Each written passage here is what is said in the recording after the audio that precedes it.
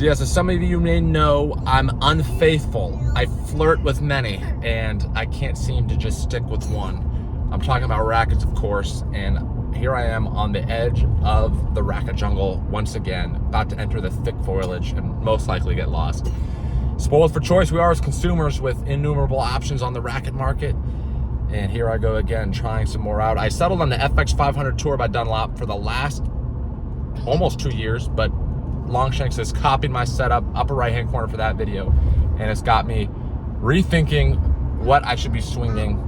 I got one en route, just check the app, should be here shortly. Got cabin fever, I'm running some errands, it'll be back on the doorstep when I get home. We'll open it up, and we'll get into the specs again in the video. Hold the phone, pause the thought. I do see Ops man.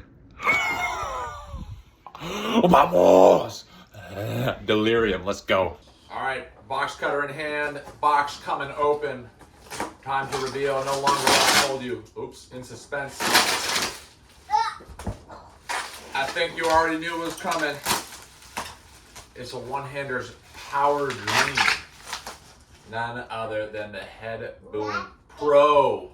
Elated. All right, let's get this on the scale. All right, son, you go ahead. And let's take a look at the specs to see how it stacks up and hit the course. Pumped.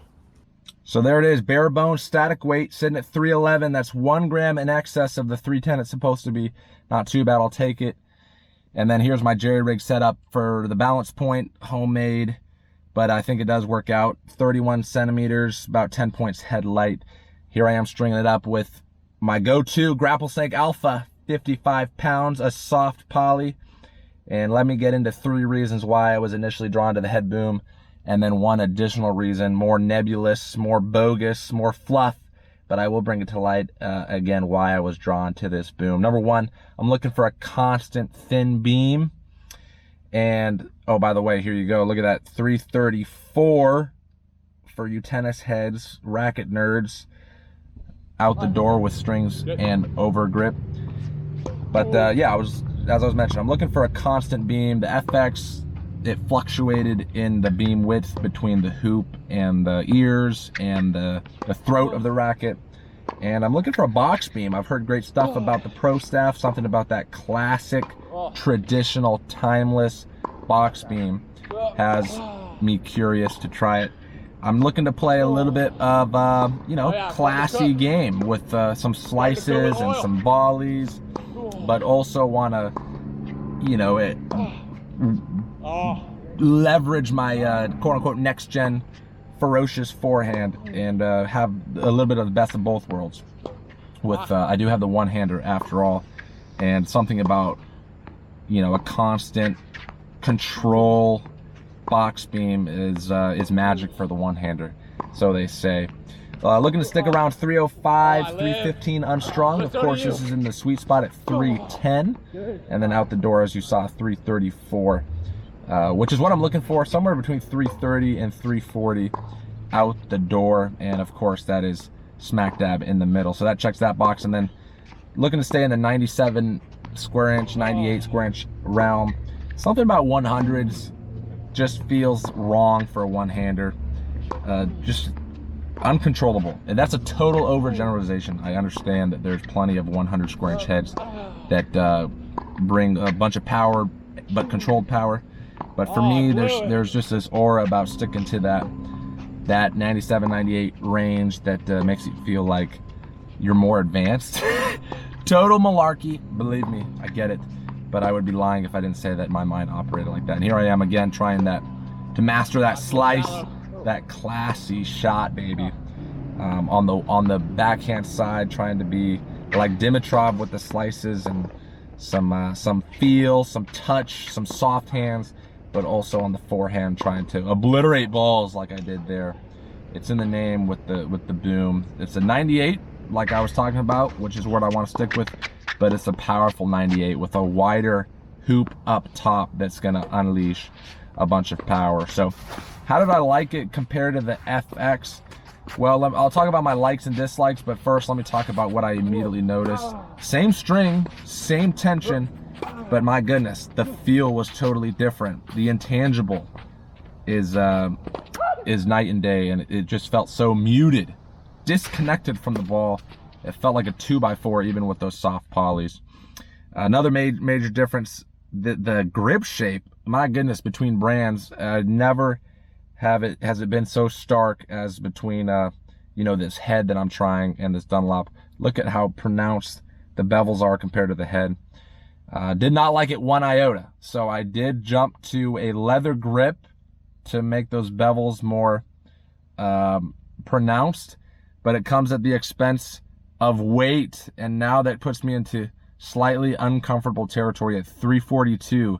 That's hefty. That's some serious mass that I'm going to have to manage, and with the one-hander that could be prone to sluggishness. I did try new strings, the Grapple Snake Alpha again, no dwell time, even though it typically does. It's a soft poly, but it was straight off the stringer. I think it just didn't have enough break-in. But I'm also a sucker for aesthetics, if you couldn't tell, so I did jump to this mint colorway to complement the mint racket, and just tried it out. I didn't stick with it, not enough spin from the strings, but not here to talk about the strings as much as I am about the racket. I will say, here's what I liked about it, to finally get into the pros of the boom.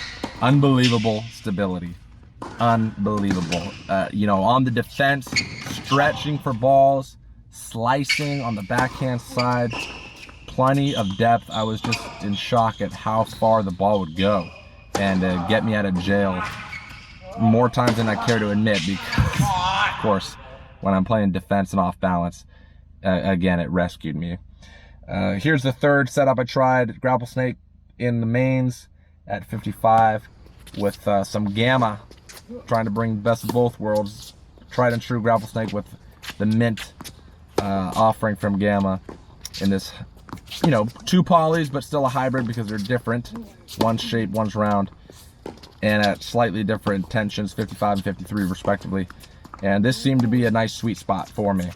I don't know if you can tell, but just even the sound off the camera hitting these forehands felt a little bit more aggressive, baby. So that's nice to see. Again, the traditional slicey one-handed backhand that I'm looking to mend with this next gen forehand, so to speak, that I have. Trying to, you know, make the racket work for me and lend itself to my strengths and style of play. So let me know what you think. I will say the outro's coming up, and in it I confess that I'm moving to the boom full time, that it's a done deal. It's the ink has dried, I've put a ring on it, but that is a lie. I did more play tests after the fact, after filming that bit that's coming up, and I think I'm still gonna take this one on a couple more dates. Here's what my reservations are. It's 342 grams, of course, as I mentioned, and that is a tough weight to manage over the course of 2+ sets. Played 2.5 hours, back-to-back days, and the serve, which you'd think is where your fatigue would be exposed on the weight of the racket, was okay, but the backhand just felt a little bit tardy too often. So gonna see if I can get my footwork and timing refined and level up to this beefier stick for all the good things it can bring to my game. Or if I can't do that over the next couple weeks, I will have to. So that's a wrap. I will be officially moving to the boom. That does mean I will be parting ways with the FX 500 Tour, the beloved Dunlops that have served me well since January of 23. If you're interested, I got both these bad boys for sale. If you're part of the Trash Bin Faithful, man, I'll cut you a deal. Let me know in the comment section below. They got leather grips on them, still great condition. Enjoy the outro, conclusion to the commentary. Unbelievable points to be had yet. Whatever happens, remember that Trash Bin Tennis. How about the tennis trash we've been? Let's do it. Yeah, I ran out of time there. I'll have to keep searching. So just to recap, the likes, unbelievable stability, great pop off the forehand side, nice depth to help me when I'm off balance playing defense, when I'm slicing. Never sliced so well with the FX as I did with this boom. The dislikes, the grip shape is trash. Had to swap that for the leather grip, and now I'm trying to see if the weight is too much for my backhand to keep up with. So stay tuned. But again, appreciate you watching this one. Let's see what the future holds. Subscribe, man. Trying to grow the channel. And as I mentioned earlier, remember that Trashman Tennis. All about the tennis trash we've been. Aw, you dog! Woo! Sick.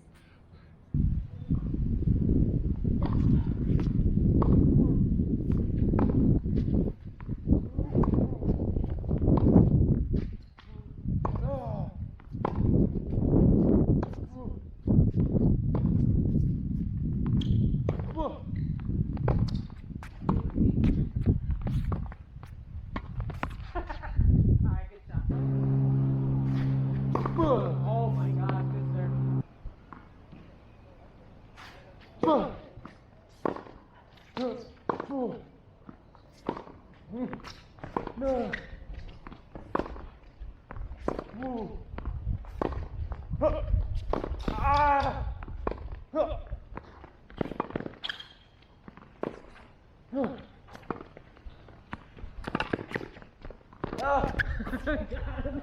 Good point.